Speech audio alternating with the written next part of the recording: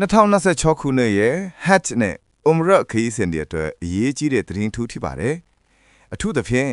umrah visa ပိတ်မဲ့ရက်နဲ့ပတ်သက်ပြီးတော်တော်လေးသတိထားစရာတွေရှိနေတယ်။2026ခုနှစ် hatch ရတဲ့အတွက်ပြင်ဆင်မှုတွေစတော့မှဖြစ်တဲ့အတွက် Saudi Arabia အာဏာပိုင်တွေက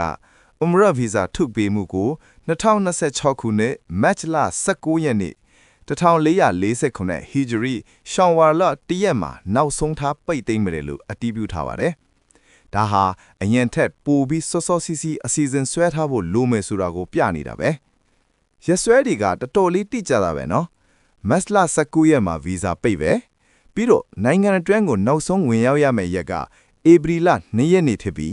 April လ18ရက်နေ့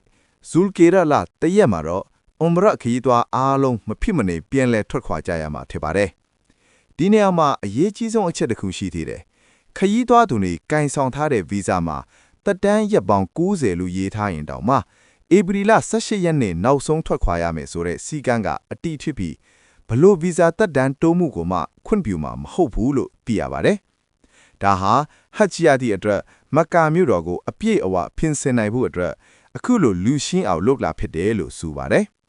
ဒါကြောင့်မို့လို့ဒီလောက်တင်းတင်းကြပ်ကြပ်လုပ်နေတာကိုဒါဆိုရင် umrah ယာတိကဘယ်တော့ပြန်စမှာလဲတသင်းအရင်မြစ်ဒီကတော့1448 Hijri Islam နှစ်သက်တာ umrah ယာတိကို hajj ယာတိပြီးဆုံးပြီးနောက်2026ဇွန်လ4လောက်မှာပြန်ဖွင့်ဖို့လျာထားတယ်လို့သိရပါတယ်အစီအစဉ်တွေကတော့ကမ္ဘာတော်ဝိုင်လုံးမှာတက်ကြွနေတာပဲ